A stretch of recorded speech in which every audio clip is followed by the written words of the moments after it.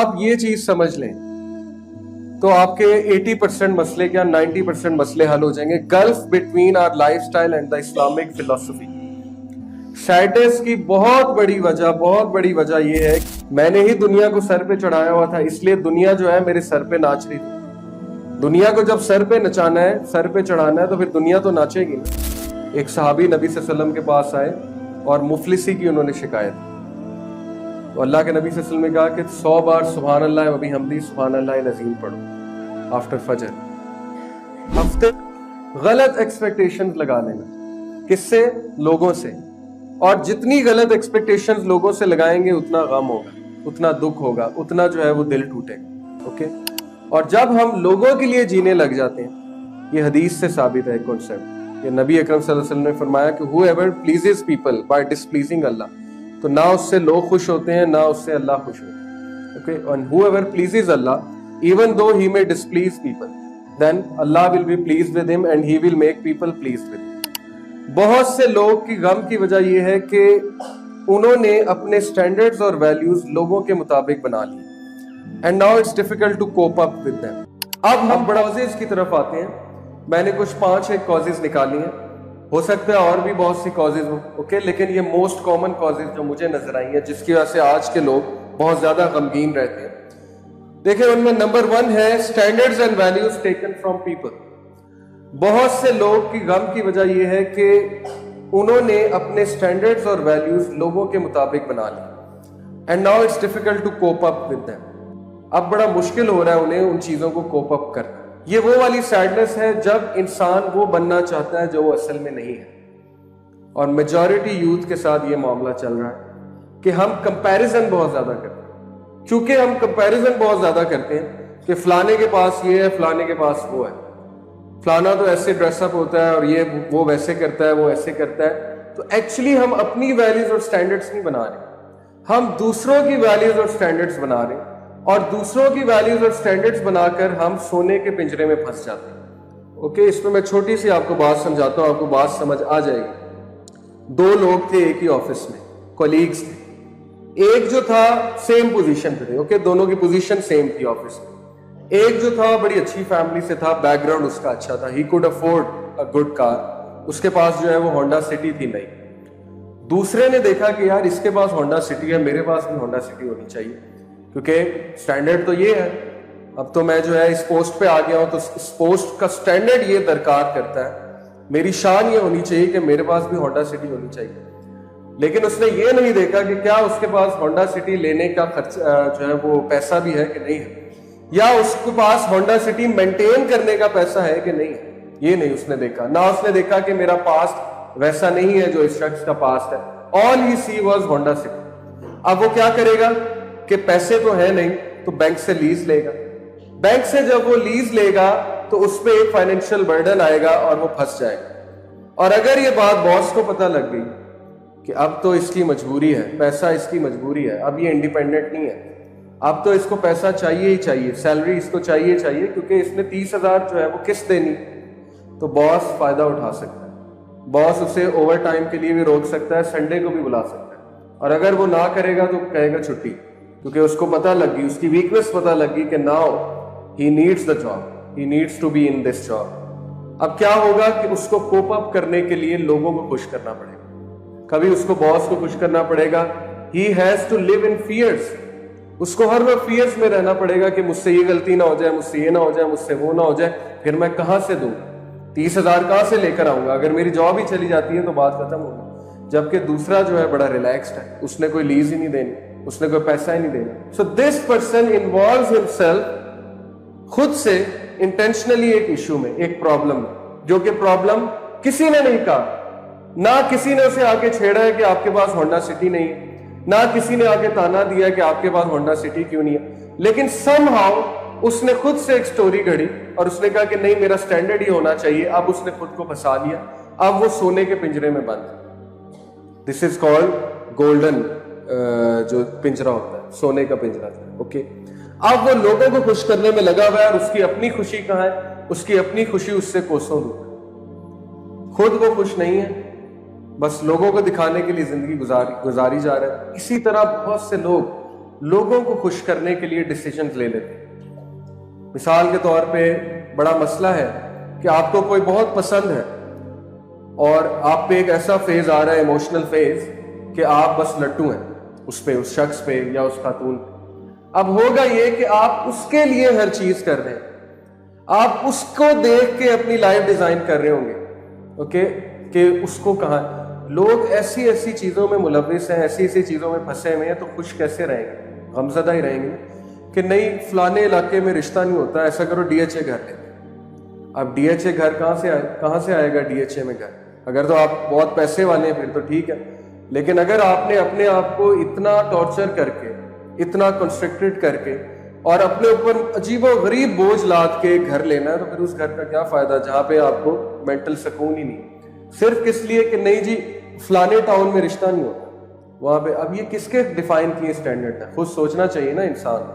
یہ وہ اسٹینڈرڈز ہیں جو ہم خود اپنے اوپر حاوی کر رہے ہیں, اور جب ہم لوگوں کے لیے جینے لگ جاتے ہیں, یہ حدیث سے ثابت ہے کنسیپٹ. یہ نبی اکرم صلی اللہ علیہ وسلم نے فرمایا کہ whoever pleases people by displeasing Allah, تو نہ اس سے لوگ خوش ہوتے ہیں نہ اس سے اللہ خوش ہوتا ہے. Okay, and whoever pleases Allah, even though he may displease people, then Allah will be pleased with him and he will make people pleased with him.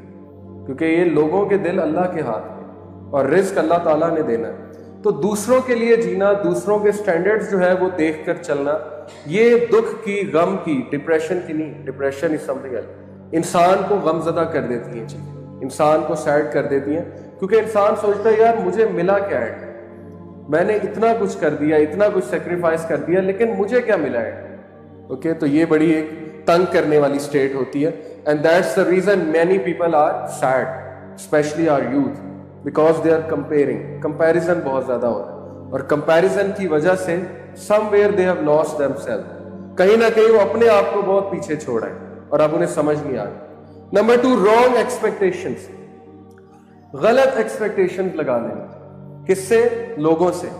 اور جتنی غلط ایکسپیکٹیشنز لوگوں سے لگائیں گے اتنا غم ہوگا, اتنا دکھ ہوگا, اتنا جو ہے وہ دل ٹوٹے گا. Okay, be in this world like a traveller. جس طرح سے ایک ٹریولر رہتا ہے کہ اس نے کچھ دیر کے لیے ایک جگہ جا کے رکنا ہے, ریسٹ کرنا ہے, اور اس کے بعد he will be on his journey.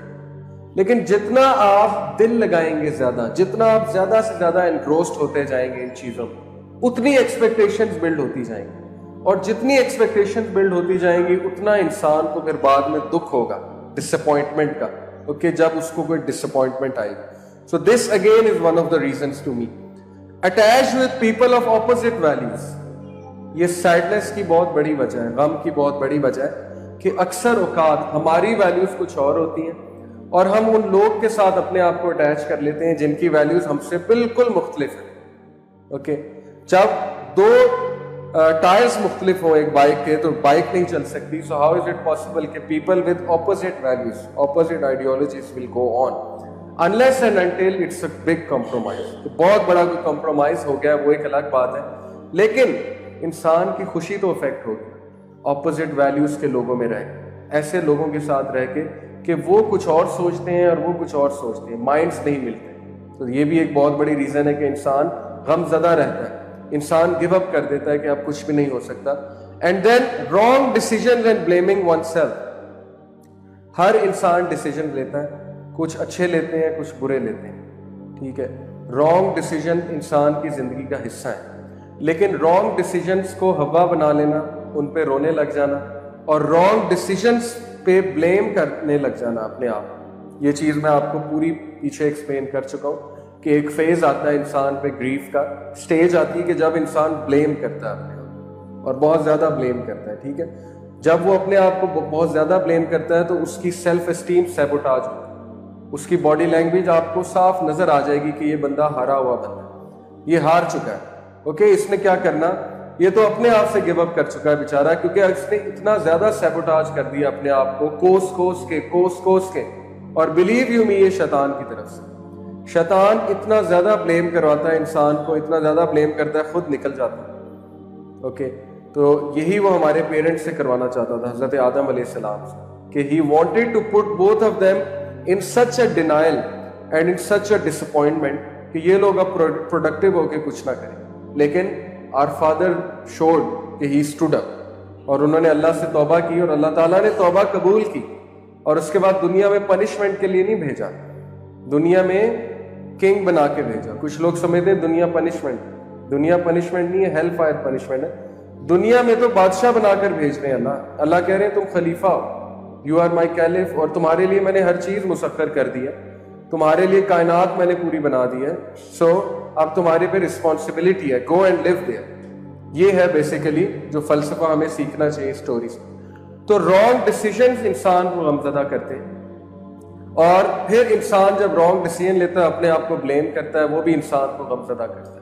Blaming part, okay, ہر وقت انسان بلیم کر رہا ہے, اپنے آپ کو نہیں تو حالات کو بلیم کر دیتا ہے, حالات کو نہیں تو اپنے ماں باپ کو بلیم کر دیتا ہے, اوکے, کہ آپ کی وجہ سے ہوا ہے, آپ نے صحیح نہیں کیا, آپ نے غلط ڈیسیژن لیا تھا, آپ ایسا کرتے تو ویسا ہو جاتا. یہ سب کچھ چل رہا ہوتا ہے اور اندر ہی اندر انسان بہت غمزدہ ہوتا ہے, سیڈ ہوتا ہے. اگر آپ یہ چیز سمجھ لیں تو آپ کے 80% مسئلے کیا 90% مسئلے حل ہو جائیں گے. Golf between our life style and the Islamic فلسفی. سیڈنس کی بہت بڑی وجہ یہ ہے کہ انسان کی لائف میں ایک بہت بڑا گلف ہے بٹوین ہز لائف, ہز فلسفی, his thoughts and the Islamic فلسفی. کیسے؟ اسلام کیا کہتا ہے دنیا کے بارے میں, اسلامک پرسپیکٹو. قرآن آپ پڑھیں گے تو آپ کو پہلے تو یقین نہیں آئے گا, آپ کہیں گے یہ افسانوں کی کتاب ہے, کس طرح کی باتیں کر رہے ہیں قرآن, اوکے. پہلے تو آپ حیران ہو جائیں گے کہ ایسے, اگر آپ غور کر رہے ہیں, تدبر کر رہے ہیں, اوکے. اس کے بعد آپ حیران ہو جائیں گے کہ یہ دنیا کی اوقات ہے, وہ دنیا جس کے لیے میں دن رات پیٹتا ہوں, دن رات میں رونا ڈالا ہوا ہے, تو یہ اوقات ہے بیسیکلی دنیا کی اکارڈنگ ٹو دا قرآن. وہ ٹینشنیں جو اس وقت ہمارا سب سے بڑا مسئلہ ہے, وہ صحابہ کی لسٹ میں پتہ نہیں کہاں تھی, میرا خیال ہے کہ پاؤں کے تلے ہوں صحابہ کے لیے وہ ٹینشن. ایک صحابی نبی صلی اللہ علیہ وسلم کے پاس آئے اور مفلسی کی انہوں نے شکایت, تو اللہ کے نبی صلی اللہ علیہ وسلم نے کہا کہ 100 بار سبحان اللہ و بحمدہ سبحان اللہ العظیم پڑھو آفٹر فجر. ہفتے بعد, کچھ دن بعد, ہفتے بعد وہ صحابی آتے اور کہتے ہیں کہ اللہ کے نبی صلی اللہ علیہ وسلم دنیا میرے پاؤں پہ, the world is on my feet. تو کیا خیال ہے, ٹریلینئر بن گئے تھے 10 دن بعد, بلینئر بن گئے تھے, اچانک سے کوئی جو ہے ان کے ہاتھ جو ہے وہ علی بابا خزانہ لگ گیا تھا. نو, ہی فاؤنڈ دیٹ فلسفی بیہائنڈ سبحان اللہ و بحمدہ سبحان اللہ العظیم.